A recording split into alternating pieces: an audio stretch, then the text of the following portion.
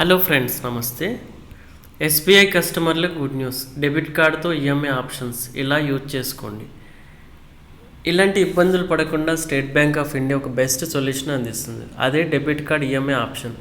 మీరు SBI customer అయితే credit card లేకుండానే ఎస్బీఐ డెబిట్ కార్డ్ ఈఎంఐ ఫెసిలిటీతో భారీ కొనుగోలు చేయొచ్చు. బిల్ అమౌంట్ని ఈఎంఐలో కన్వర్ట్ చేసుకోవచ్చు. అయితే ఎవరు యూజ్ చేయొచ్చు? ఈ ఆప్షన్ యూజ్ చేసుకోవాలంటే మీరు ఎస్బీఐ డెబిట్ కార్డ్కి ఈ ఆప్షన్ ప్రీ అప్రూవ్ అయి ఉండాలి. అకౌంట్ హిస్టరీ, స్పెండింగ్ హ్యాబిట్స్, బ్యాంకుతో ఉన్న రిలేషన్ ఆధారంగా ఎస్బీఐ కస్టమర్లకి అవకాశం కల్పిస్తుంది.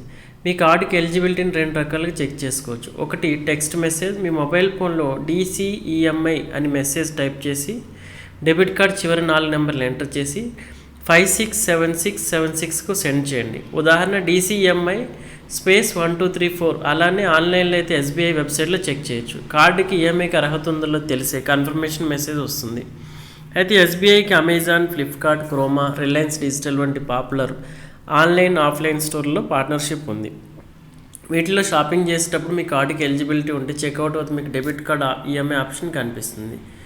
అయితే పార్ట్నర్ వెబ్సైట్లో లేదా రిటైల్ స్టోర్లో మీ ప్రోడక్ట్ సెలెక్ట్ చేసుకోండి. పేమెంట్ పేజీలో పేమెంట్ ఆప్షన్గా డెబిట్ కార్డ్ ఈఎంఐని సెలెక్ట్ చేయండి.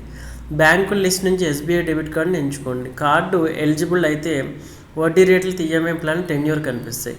నచ్చిన ప్లాన్ సెలెక్ట్ చేసుకుని డెబిట్ కార్డ్ డీటెయిల్స్ ఎంటర్ చేసి పేమెంట్ కంప్లీట్ చేయండి. మళ్ళీ రీపేమెంట్ ఎలా చేయాలి? ప్రతి నెల లింక్ అయిన ఎస్బీఐ సేవింగ్స్ అకౌంట్ నుంచి ఈఎంఐ మనీ ఆటోమేటిక్గా డెబిట్ అవుతుంది. ఆ టైంకి అకౌంట్లో తగినంత బ్యాలెన్స్ ఉండేలా జాగ్రత్త తీసుకోవాలి, లేకపోతే భారీ పెనాల్టీలు తప్పవు. ప్రతి ఈఎంఐ తగ్గక ముందు ఎస్బీఐ SMS ద్వారా రిమైండర్ పంపిస్తుంది.